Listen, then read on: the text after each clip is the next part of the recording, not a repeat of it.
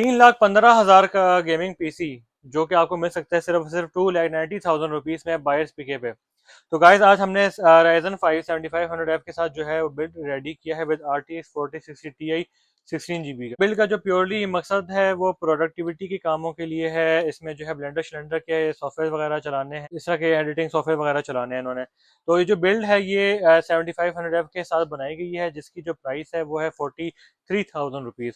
ठीक है। मदरबोर्ड जो है वो हमने यहाँ पर यूज़ किया है MSI का B650MB MSI मदरबोर्ड है, जो कि कॉस्ट करता है 35,000 का। रैम हमने यहाँ पर इस्तेमाल की है 16 GB की 5600 MHz रैम इस्तेमाल की है ट्रांसएंड में, जो कि कॉस्ट करती है 14,000 रुपीज़ की।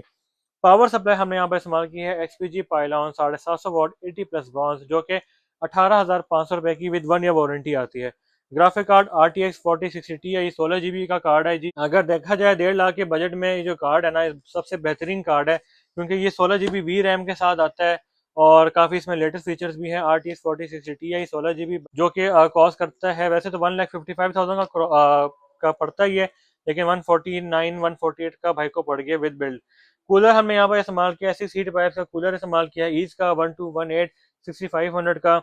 रैम इस्तेमाल किया हमने 512 GB NVMe, सॉरी ये NVMe 512 GB NVMe इस्तेमाल की हाईविजन की। ठीक है जी।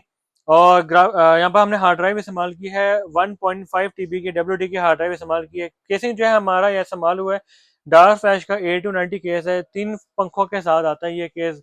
10,000 रुपये का केस है। ये जो पूरी बिल्ड है ये अराउंड कॉस्ट की है 2,90,000 रुपीज़ की, जिसमें टोटली कंपोनेंट जो है सारे के सारे ब्रांड न्यू हैं। अगर आपने भी अपने लिए सिस्टम बनवाना है प्रोडक्टिविटी के लिए, गेमिंग के लिए, रेंडरिंग के लिए, एडिटिंग के लिए, किसी भी कमर्शियल काम के लिए या स्ट्रीमिंग पर्पज के लिए है, तो आप हमसे रब्ता कर सकते हैं। जो हमारा व्हाट्सएप नंबर है वो है 0321463922। Thank you for watching. अल्लाह हाफिज़।